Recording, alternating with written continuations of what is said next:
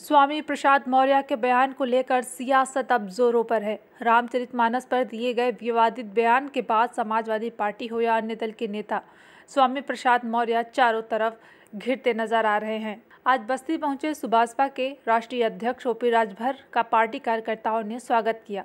साथ ही circuit house पहुंचे OP Rajbhar ने मीडिया से बातचीत की, जिसमें स्वामी प्रसाद मौर्य द्वारा रामचरितमानस पर दिए गए विवादित बयान पर सुभाषपा के राष्ट्रीय अध्यक्ष ने हमला बोलते हुए कहा कि जब बसपा की सत्ता जाते हुए महसूस किया तो रामम शरणम गच्छामि, राम की शरण में चले गए और रामचरितमानस पर माला फूल चढ़ा दिए। बेटी को सांसद बना लिए और अपने मंत्री बन गए। 5 साल लगातार थे।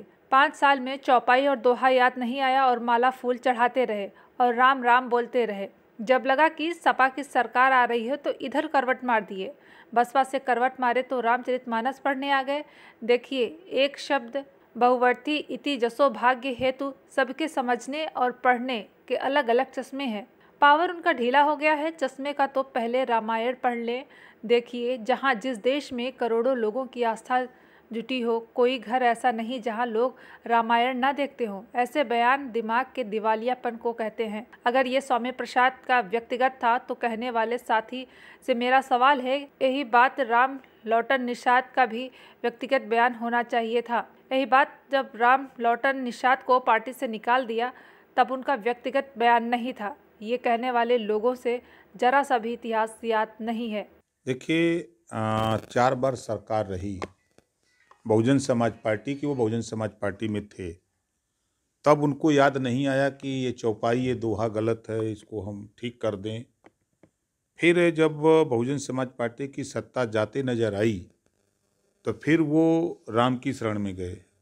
रामम शरणम गच्छामि, राम की शरण में जाकर के बेटी को सांसद बना लिया, खुद मंत्री बन गए और 5 साल लगातार थे। तो 5 साल में उनको ये बात याद नहीं आई। जब फिर सत्ता चली गई, वो चले गए, सपा में सरकार नहीं बनी, तो अब कोई जानता नहीं था, कोई चर्चा नहीं। तो चर्चा में आने के लिए इस तरह के बयान के चश्मे के पावर अब पढ़ने के अलग अलग होते हैं, तो उनको चश्मा थोड़ा पावर वाला लगवा लेना चाहिए। देखिए, दुर्भाग्य है कि कोई भी मजहब, जो हमने देखा है, जो इस तरह के आरोप प्रत्यारोप लगाने वाले लोग हैं, कोई भी मजहब धर्म आपस में बैर नहीं सिखाता। अगर वो उपदेश दे रहे हैं, कोई शिक्षा दे रहे हैं, तो सबकी सोच अलग अलग है। एक शब्द बहु अर्थ युत जह शोभा के हित, तो एक शब्द का अलग अलग अर्थ निकाला जाता है।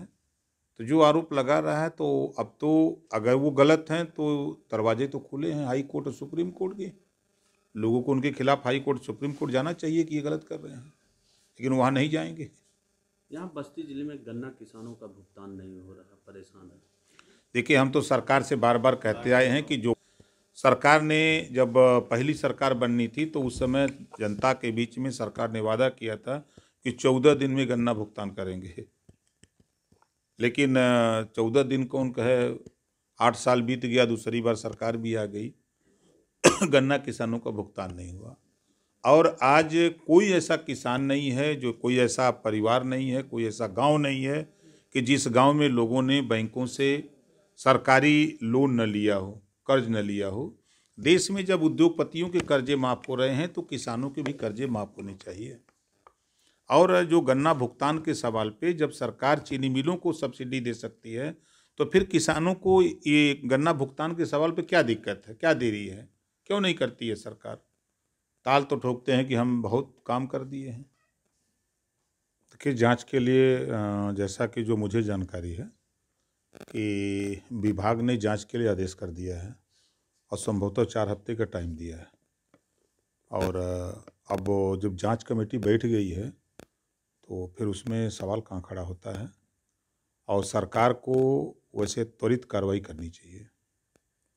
सरकार इस मामले में कभी कभी ऐसा देखा भी जाता है कि सरकार बचाव मुद्रा में हो जाती है।